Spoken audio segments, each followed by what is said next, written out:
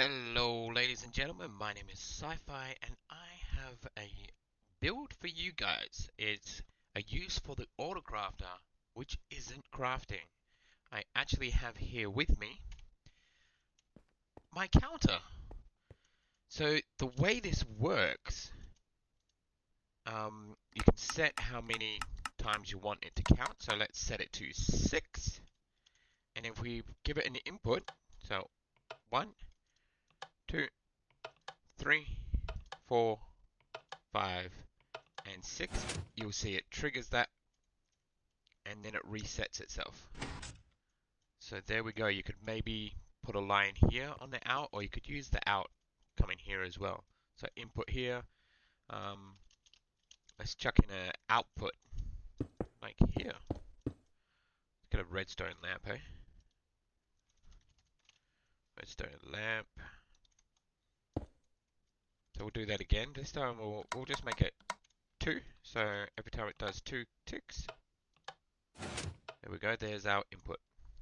And it'll turn off after a while, but you could use that with a T flip-flop. That way it stays on. And right here in the chest is everything that you need. It's pretty basic, so you just need a crafter, a target block, 2 droppers, a hopper, a redstone block, a sticky piston, lectern, a book and quill, a redstone lamp, however this is optional, it's just showing the output, 5 redstone comparators, 4 redstone repeaters, 14 redstone dust, 1 redstone torch, a button. This is also optional depending on how you're going to bring in your signal pulse. And this is actually supposed to be 28, so 28 yellow wool, or any color wool really. And then just 2 temporary blocks. Nice and easy. Let's get into the build.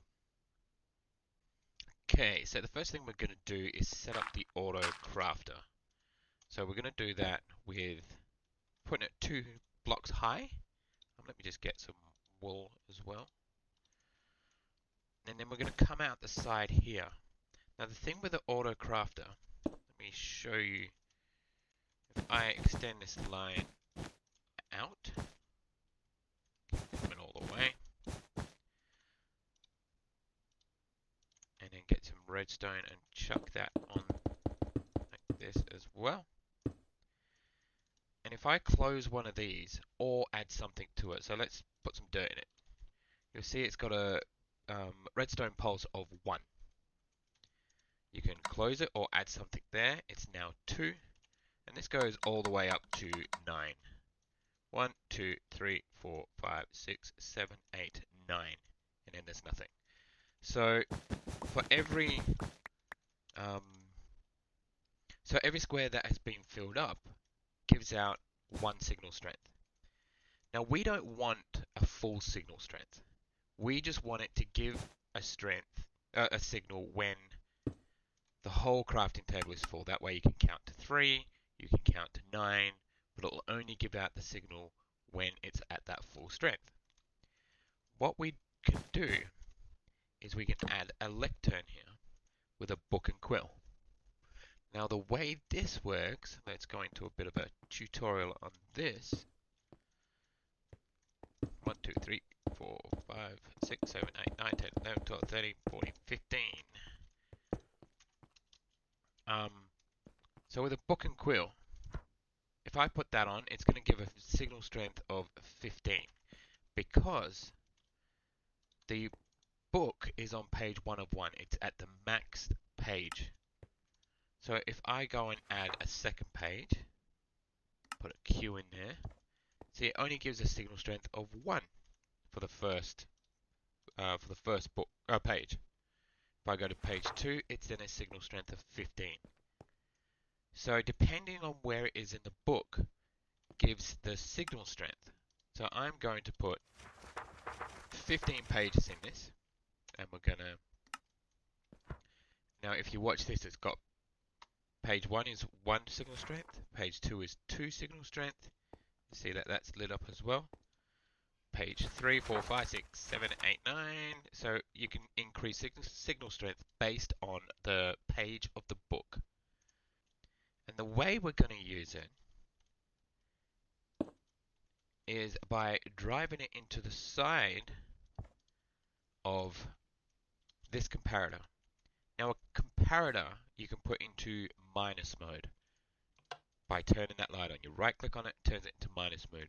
Whatever signal strength comes into this side will minus it from the signal strength of this side.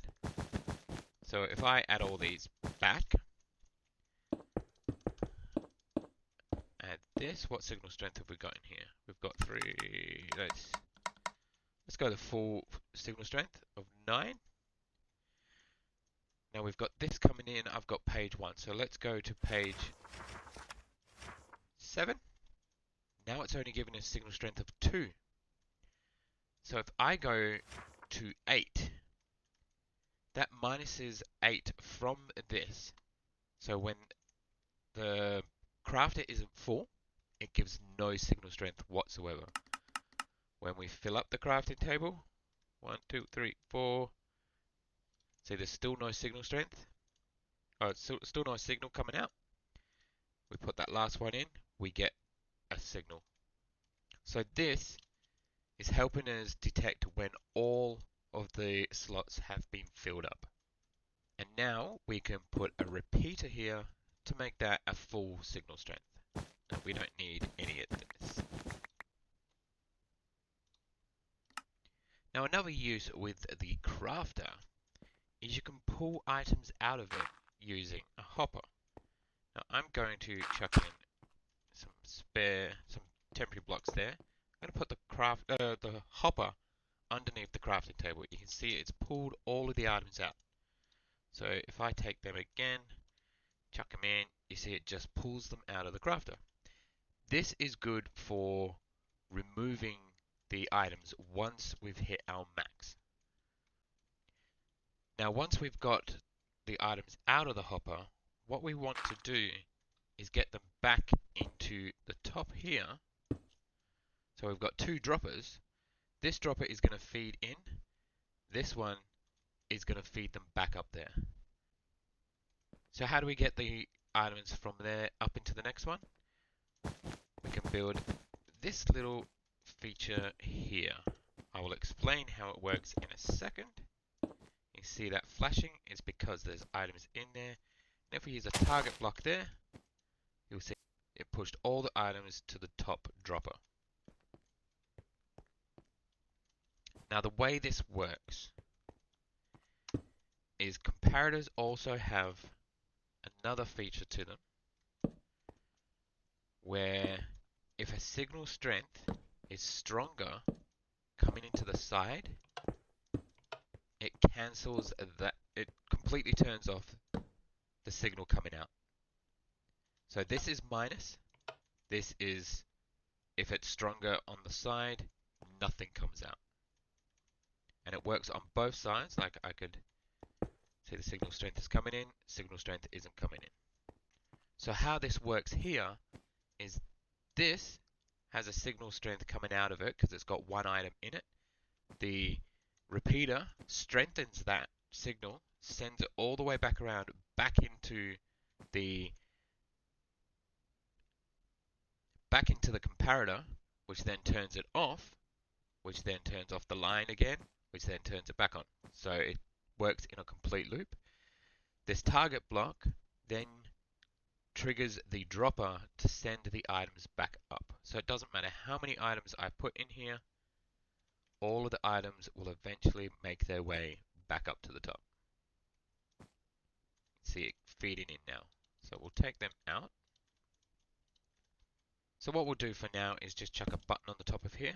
That will give the dropper the redstone pulse needed to push the item across. Now the reason that the counter's not working right now is because the hopper is just pulling it out straight away. So what we need to do is lock that bottom hopper. So now we don't want the items to be pulled out of the crafter until it is full. Now we know that this signal here is what's triggered when the crafter is full. So let's take that signal, put it into this block here.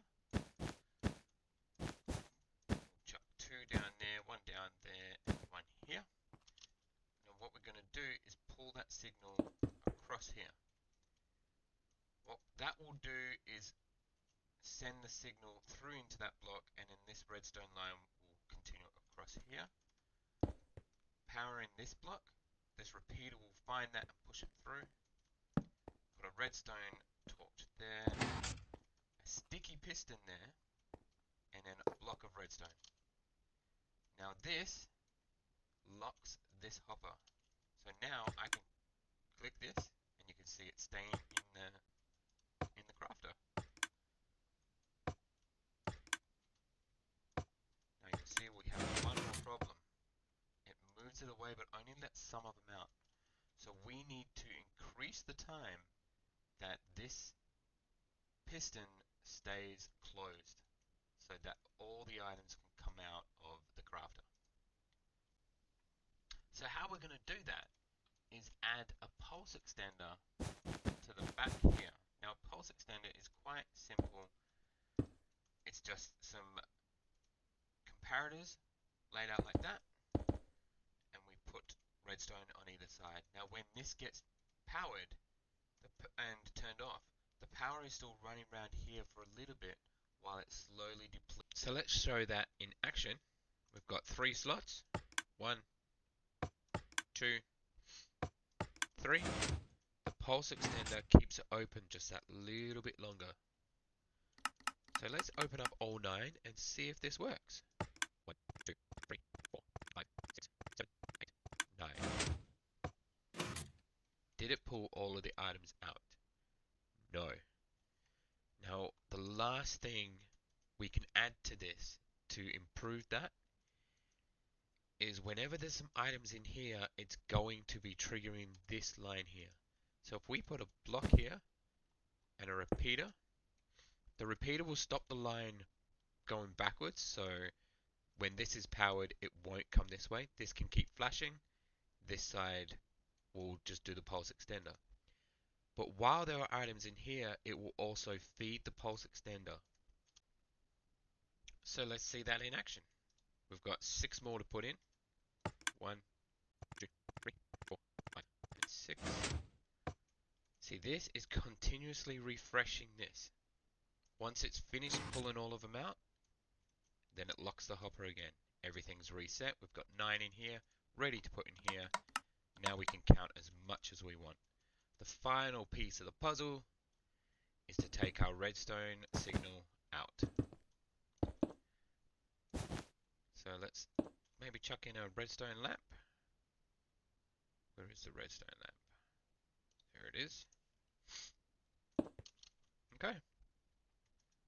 Let's make it so it's only 2. So 2 hits. Redstone lamp turns on. It clears it. Turns off. You put a T flip-flop here so it permanently turns on, and then have some other trigger to turn it back off. And there we go, guys. This is using the crafter as a counter. Now one of the things you can use this for is a wheat farm that needs time for the wheat to grow. You might want 2 days. 2 days of sunlight. So you chuck a daylight sensor on top of this.